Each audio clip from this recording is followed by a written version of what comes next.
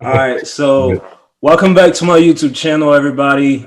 This is Troy. I'm here with my boy Machi from Organic Thoughts. This is my co-host, and today we got a special guest, Bitcoin, Bitcoin Zay, Isiah Jackson. I'm sorry, Thomas. It's all good. That's what I was named after, so it's all good.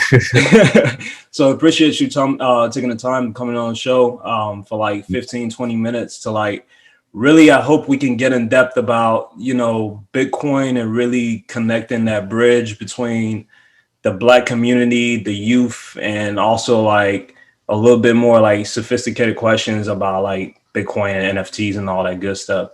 So the first question I have for you is, what convinced you to take the crypto space seriously?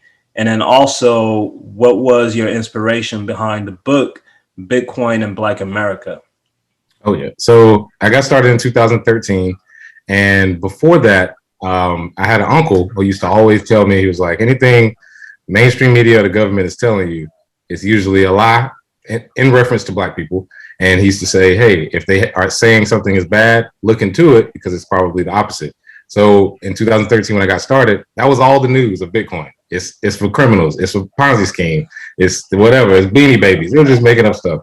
So it got me interested because I'm looking and I'm like, why are they going so hard against something if it's nothing? They don't talk about nothing. So I looked into it. And what made me really go hard with it was when I read a story in 2014, government officials seized Bitcoin from an exchange and they stole it. They stole $1 million worth of Bitcoin. And I was like, hold up, government officials, they steal oil, they steal gold. Yeah. They're stealing Bitcoin now. They don't steal lettuce. They don't steal dumb stuff. So I was like, this obviously is valuable in some way. So that's what made me start going hard 2014, just studying, learning about it. And I didn't ever post anything about Bitcoin until 2015 because I wasn't, pretty comfortable. And plus everybody thought I was crazy. So first started talking about Bitcoin when it was about $200. And what led me to the book was years of teaching from 2015 all the way up to 2019 when I released the book, Bitcoin Black America. I was teaching thousands of Black people and I was getting a lot of, good traction, but a lot of pushback because they didn't understand it or because when we talked, they didn't get all the information. As you know, you can't learn about Bitcoin in 2 hours. So oftentimes I was like, well, this would be more efficient to write a book, Bitcoin and Black America, outlining the basics and also showing how Black people can benefit because to me, it's a perfect synergy.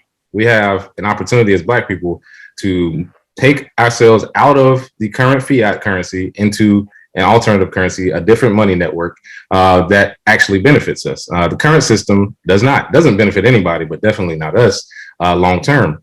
So I put those two together, wrote the book, and so far it's been great. The outreach recently, a lot of people have learned, and being able to teach my people about Bitcoin has been great. And I do want to say a lot of people get Bitcoin misconstrued that is for white boys who are in tech. That was the main stereotype. Right. Everybody's view of Bitcoin was a young white dude in his mom's basement with a hood on, coding away. Like that's what everybody thought. And I just wanted to change the aesthetic to show if Bitcoin is going to be mainstream, there's more Black and brown people in the world than white people. Right. So we need to be in front. That's one thing I want to ask you too, because I saw your interview on CNBC, and you was talking about, like the Black community sort of shifting their energy towards Bitcoin and cryptocurrency as well. So, what are some of like your pointers on that? Like, what can we? Because for me and my buddy, like you were in our early 20s, but we're also kind of like plugged in to like what's going on with, Bitcoin, blockchain and all that good stuff. But we also see that gap between that industry and the Black community. Like, it seems like there's not no really like a voice or like somewhere like somebody that can speak. I know you said also like there's a lot of, musicians and celebrities, like we got to listen to them to sort of like, take our advice, financial advice. So what are some of the different things you think that we can do to open up that space? Oh yeah. So first thing is we definitely need to get in the game. So personally, because Bitcoin makes you self-sufficient, you need to own Bitcoin. See how it works. Look at the mechanics. The second thing is we need to take advantage of the job industry in Bitcoin and blockchain because a report actually just came out today. Citigroup, they're hiring 100 people for their digital assets group. They're getting paid 50% more than usual. If you look at blockchain engineers, on average, they get paid 30% more than regular engineers. If you look at accountants, they're in demand. If you look at lawyers, they're in high demand. Designers, anybody black in any of these fields should be in the Bitcoin and blockchain space because you get paid more. When people talk about a wage gap, I'm like, well, that solves it right there. You make 30-50% more than your counterparts for entering an industry like Bitcoin and blockchain right now. And another thing we have to start doing is start using each other to avoid misinformation. If you're listening to one person about Bitcoin and that one person is telling you definitely have to diversify and listen to other people. I would never say I'm the ultimate teacher of it. I think I'm good, but you should always listen to other people because black people got a lot of misinformation. And unlearning that and thinking that Bitcoin is for others and not for us, make sure you get information from multiple people. That's how you can really get started. And also, go ahead. Yeah, I was gonna say, go ahead. No, in saying that, what would be some of your trusted sources to go to? Like off the bat, what are like 2 to 3 strong sources that you could go to in reference to say, hey, I trust them. I trust what they do for my community as well. Absolutely. So the Black Bitcoin Billionaires, which I actually have the shirt on right now, we are a group on Clubhouse. We do have the website, blackbitcoinbillionaire.com. We have 10 people on there that are moderators that are all skilled in their different fields. For example, Lamar Wilson, he's been coding for 30 years. He is one of the OG developers. He built one of the first Bitcoin wallets on the App Store back in 2013. We have CJ, the tax guy. He's one of the only CPAs that focuses on crypto taxes in the country. We have Naja Roberts, who was the first Black woman to have a crypto lounge in America. And she runs the crypto summer camp in Inglewood. You can also, through our group, find out about Dr. Charlene, used to work at the Federal Reserve. She's for more of the institutional investors. We have Granny Crypto, who teaches Bitcoin for boomers, so people who are 60 and over. So we have a great collection of teachers who are skilled in their respective fields on the Black Bitcoin Billionaires. And also on the site, if you go there, you can get a copy of Bitcoin in Black America for free, digital version. So that's one way. Another place I would say for Black people to get good information, if you look at the Gentlemen of Crypto, which is the daily show that we do, we have the longest running show in crypto history. And our show isn't tainted by sponsors. We talk how we talk and we give real information. So that's another source. And then I would say others would be a guy named Crypto Blood. He does a great job. My man out of Detroit. He's been teaching. He's been around just as long as I have. Crypto and Culture is another YouTube show to watch with my friend Kenzie. He does a great job of connecting the regular person with crypto because he's an accountant. He literally does the show in his work clothes. He's like, I just got off work from, so people feel like this isn't just some technical, thing, tech savvy and, thing. It's regular people can be in this. So I think those are great resources to use, as well as there's a few other people who have written books, Blockchain Basics for Teenagers. That's a great book for Black teenagers to pick it up. And I believe that the crypto summer camp in Inglewood and my Bitcoin summer camp in Charlotte. That camp on one of the shows with Pomp, you was talking about the summer camp for like kids with crypto. I thought like that was like absolutely needed because that's the next generation. And exactly. So one thing though, like how do we get, people like you and a team that actually knows like what they're talking about crypto on something like the Breakfast Club or something like that? Because we see like that go on the Breakfast Club that talk about crypto, but we haven't seen them in the industry at all. Like, we don't really know about these people, and then they don't really give accurate information, like the important stuff. They just like suggest like millions of people to invest in like Shiba or Dogecoin or something. Yeah, no, it's funny you said you've never seen these people. I haven't either. I've been in this industry almost 9 years, and I don't know these people either. So I'm not saying I know everybody, but I've met a lot of people. But it's funny you bring that up. I just got invited to Breakfast Club by Angela Yee personally. I was here in Miami. We flooded her with Twitter messages. Everybody, they watched the last guy who was on talking about Bitcoin. And a bunch of people commented my name. They saw that. So I'm actually going to be on Breakfast Club very soon. They're off this week. So sweet, let's go. All right, exactly. Finally, she just hit me up 2 days ago. So that's the thing it's coming, but sometimes you have to sift through sort of the people I know or the people I heard of to get to the actual teachers. And like myself and others that I've named. So I'll be on the Breakfast Club soon enough. Hopefully some other major shows because they get on there and they talk about buy this, the number goes up and you sell it. Right. That's it. That's all I've heard. I haven't heard any breakdown of Bitcoin's mechanics, crypto's promise for the future, nothing about blockchain technology. They don't even really describe it the correct way. They don't talk about DeFi. They don't talk about NFTs. They don't talk about anything. Lightning Network, all of this stuff. That's why I can't wait to go on, because I'm going to be rapid fire. Hopefully I can get on there and just get out as much as possible. Because I might only get 45 minutes of good information, people listening in the car. So, yeah, definitely. You brought that up. And then one more thing. So are you a Bitcoin maximalist, or you just kind of like based on different things in the space as well? Yeah, I'm a teacher, and my biggest thing is freedom. I'm a freedom maximalist, if anything, if I had to be called something.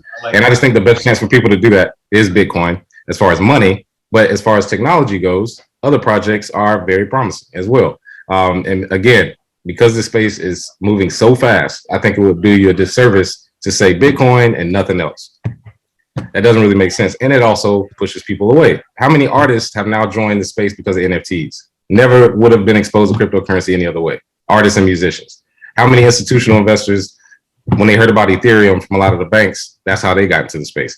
Right. All roads to me lead to Bitcoin, because every single project needs Bitcoin to succeed in order for them to succeed. But what I do realize is that Bitcoin's trying to be money, and everything else has different use cases. So no Bitcoin maximalists here. I don't yell at people for saying anything other than Bitcoin, because I understand how people entered into the space and how it goes. So yeah, definitely. Isaiah, there's a little buffering on the mic. I don't know if that's you or our computer. It's gonna sounds good to me. Yeah, sounds good. You can hear us straight though, all right?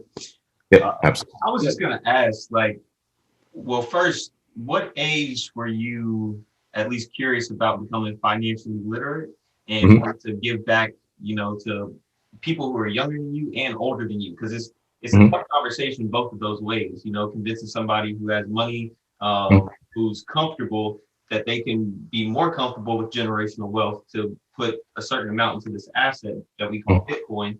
And then to, the young community who's going to be understanding money, coming up, hey, this is a proof of work, at least for our community, that we can do. Yeah. So I was about 21, I want to say, my senior year of college is when I started getting serious, because for one, I was in college during the financial crisis of 2009. Exactly. So after that, 2010 is when that's when I was my first senior year. That's when I was like, all right, I got to figure this out, because how do we not have money?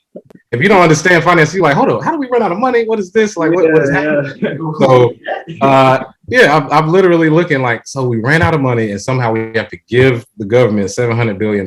This makes no sense. What is TARP? All right, what is all of this? All of these different things. Like started studying, something like that. Yeah, it really woke me up, because when you're in college, you're already broke. I'm already eating dollar menu food with change that's in my car, and then now we're even more broke with this financial crisis. So I had to learn something financial. The closest I got before was I had an uncle that gave me some stocks just as a gift. I never looked at them, because he gave me $50 worth of stocks and it was worth like $58 10 years later. So I was like, who cares? So that's the closest I got. But after the financial crisis, I started taking it seriously, started studying, reading the Creature of Jekyll Island, reading about how our federal reserve system works. And then combined with being in computer science, that's when I saw Bitcoin. That's when I was like, holy shit, somebody figured it out. Even though I couldn't fathom it really at the time when I first started. That was when I started, around 21. And I'm glad you brought up the fact that older people being comfortable. When I first started talking about Bitcoin, you can only imagine a 25-year-old kid in a Bitcoin sweatshirt telling a 50-year-old millionaire you're wrong. They literally look at me like, this kid is crazy. Like, that's kind of how I got my name, Bitcoin Zay. I didn't name myself. What happened was I was the only Bitcoin guy running around Charlotte, North Carolina, talking about Bitcoin at every financial group, Urban League, Black Chamber of Commerce, regular Chamber of Commerce. So after a while, every time I would show up, people, oh yeah, that's Bitcoin Zay. And that's how that kind of got started. But older people were looking at me like I was crazy, because I was like, gold is not the best asset. You're wrong. Real estate is not the best way to save your assets long term. Like, I was just, going at them. I would make bets with them. They wouldn't even take it. So they wouldn't listen. But I kept telling them, you won't have a choice. And honestly, two of those you don't have a choice. So two of those people out that group actually contacted me after they saw me on Fox. They saw me on Fox. They reached out to me. It's like, I don't know if you remember us from the Fuller Dudley Financial Group, because that was the main group I was dealing with. Right. Everybody was 40 and up. So The only two people who were younger was me and Justin, Bitcoin vegan. Yeah, Bitcoin vegan. We're the only two people in there under the age of 30. So everybody else was older. They actually contacted me later. And they were like, you were right. We should have listened. I wish I would have bought it. This and that, the same old thing. But the main thing they said was we shouldn't have taken your youth for granted. That's really what I got from that when they said that, because they were saying your youth, your innovation, we should have listened. We had the money. You all have the ideas. Yeah, that's how it should work. There's no reason old people should be like, I'm hoarding this money for an idea I'm going to come up with later. Like, what are you talking about? I can't wait to get old so I can just listen to young people give me new ideas. Like even right now, at the age of 32, I am teaching kids so that I don't make the same mistake that they did, not listening to the younger generation, because they run everything. The new music that comes out, the new games that are created, the new technology, everything. So that was funny. You brought that up, the older generation. Kids are easy. It's the older people. They look at you like, man, I'm already established, especially Black people. I've been working my whole life. I've saved up all money. I finally got kids. I had to convince. I'm not taking no risk. I had to convince my Black parents to like invest in this thing called Bitcoin. That's digital. That's in cyberspace. That's that actually is 12 years old and just trying to do the breakdown. And they're like, listen, man, that sounds great and all, but like this money right here, I can just like throw it out, just put it in this thing that I don't know. Yeah. And then also, I think I heard you on the show. You said like people started listening when the price started moving like higher, actually. So that kind of like convinced them that, hey, like whatever he was saying a couple of years ago seems to be right, because the price is obviously higher now. So, and I still want to find this one lady out of the group. When I was talking to her, Bitcoin was $500. Gold was like 1,000 something. I bet her the price of Bitcoin would pass the price of gold in the next 5 years. It did it in like 7 months. I still want to find her because she literally told me, she was just like, I don't want you to lose all your money betting on something that's fake. That she literally just kept calling it fake. She was like, it's not real. You can't hold it. So I'm like, sometimes you got people, negative energy, try to stop you. And I'm so glad I have open-minded parents and, great family that, all through my life, I've done things that I feel very innovative, and they've always encouraged it. They never were dream killers, because usually your first dream killers are your parents. And they don't shoot down what you do. And for you, as far as talking to older people, trying to convince them, the first thing I used to start asking them was, what were you doing when the internet was invented? And most of them are like, oh man, I missed it. Oh, I can't believe I didn't buy. But I'm like, so are you going to do it again? And they're like, what do you mean? Like, bro, that's bigger than the internet. Oh man, because I'm like that with my people. And, I guess when it flipped is when Tesla first shot up and Tesla bought in at Bitcoin. That made my people become like more aware of the situation and into, from 2014 up until 2020, me preaching that there's 21 million coins and that there's a scarcity, psychology with it, it's going to drive it up. But it took until, 2020 for, my pops to come to me and say, hey, there's only 21 million coins. We got to get in. And I'm like, yo, man. It's like, bro, I've been telling you. Like, we could have been all been rich, whole family rich. Yeah. But although I do like what Robinhood has done, at least for the investment side of it. I know you can't really hold it as firmly as, a private key or cold storage or something like that. But it does give, at least that foot in the door step. So what are some of the, exchanges that you would go to and refer, some people towards? Absolutely. So I would say the biggest exchange I use right now is Edge Wallet, which they have the ability, you can buy it, sell it, send it, receive it, and swap it all within the wallet. And that's on your phone, Edge Wallet. I use them mostly now. Good friends with the CEO, Paul. They're very innovative, have a lot of different cryptocurrencies on there, over 100. But I use them mostly. Now, as far as other exchanges, Gemini, I use for large orders. They're good with big block orders, as well as Uphold. Uphold gives you the ability to buy crypto, as well as gold, silver, and you can actually buy other assets on there as well. So it's kind of an all-in-one. So those are the three main ones I use, but I still practice peer-to-peer. I'm kind of an old way of thought of Bitcoin that I go to conferences all the time. I go to meetups all the time. Why wouldn't I just buy it from somebody in person? And the best part about that is it keeps the ethos of Bitcoin going, that this was built as a peer-to-peer currency. And exchanges, it kind of sucks to tell somebody about Bitcoin. It's going to free us. It's going to change everything we do. And they're like, so what's the first step? Oh, get on this exchange and give all your information. It kind of sucks to tell somebody that. You know? Yeah. That's the big part. Like that gap right there, trying to exactly. So they're like, hold up, this is supposed to be different. And we're doing the same KYC, anti-money laundering. So I always try to make sure I keep that a part of it is peer-to-peer, because that's how we started. And I think that's what we're going back to with decentralized exchanges. And with more people going back to peer-to-peer because they don't want to give all the information to different exchanges, we're probably going to move back to that more frequently. As governments start to get more intrusive, people will have to start meeting in person in order to make exchanges. So, yes. Okay. Now to move on, let's talk about NFTs, right? So the NFT kind of like it's been a while for a while, but like it seems like the past couple, like maybe 2 years or so, it has really. And people are even saying now it's not really like mainstream yet. So we haven't really reached the precipice of it. But do you think it's just a trend, or do you see like NFTs actually getting a little bit deeper when it comes to like, I see musicians now actually like getting into getting into the NFT space. And then with NFT, it just doesn't have to be like a JPEG picture. It can actually be like for prime example with us, like, I had this girl that was promoting our brand, right? And she's like a dancer. She's a content creator, right? So I paid her in Bitcoin, and then that contract between us became like an actual like smart contract. And then her content is now the NFT. So it's not necessarily a JPEG, but we also have like different, outlets that can be like under like the non-fungible token. So do you see that actually like growing more, or is that going to die down like a trend? Oh yeah. So as far as it being trendy, it is trendy, and a lot of people are making money in the middle of a bull market. What will happen is NFTs will be here for, in my opinion, forever, because of the actual mechanism of what NFTs are. NFTs will become more like what you have done with contracts. And imagine with every contract you have an NFT. If you own that token, that contract is valid and it executes automatically, right? With the current state of NFTs is always the big NFT craze, or just craze in general with any new technology, where you're seeing people pay $1 million for, like you said, a JPEG, and these different communities. So what will happen is when the bull market has stopped and there's a bit of a bear market, that's going to clear out all the fake people, all the people who are just here for profit, all the people who don't actually want to use it. And then NFTs get stronger, because that's what happened with Bitcoin.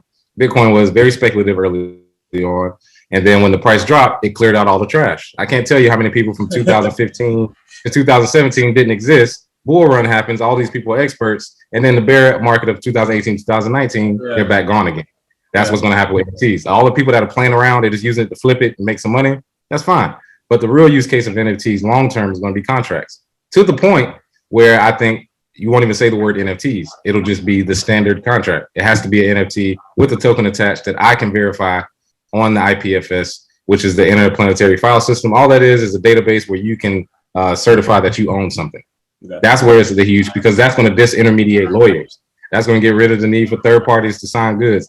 And just like you paid her in Bitcoin, and then she was able to turn that to an NFT, content creators can now get residuals without having to go through a record label or without having to go through a auction house. All of these things are going to make NFTs last a very long time. But I always say we're at the Tamagotchi stage of NFTs. If you remember the little Tamagotchis where you used to feed them and you used to have to grow them, remember those? Exactly. Yeah, they were garbage, right? But what did that usher in? Game Boy. They ushered in video game systems, all the way to now metaverse. So again, like I said, NFTs are at its early stage, but I think we'll get to a point where it's bigger than we could have ever imagined. Yeah. With Web3 becoming, because I was gonna say metaverse. Yeah. They're building that space. All I think is, that's another bridge that's gonna like tie into like the NFTs and all that good stuff. Right. Before that, I was gonna ask, with smart contracts, who would be out of Solana, Cardano, and Ethereum? Is it like Ethereum's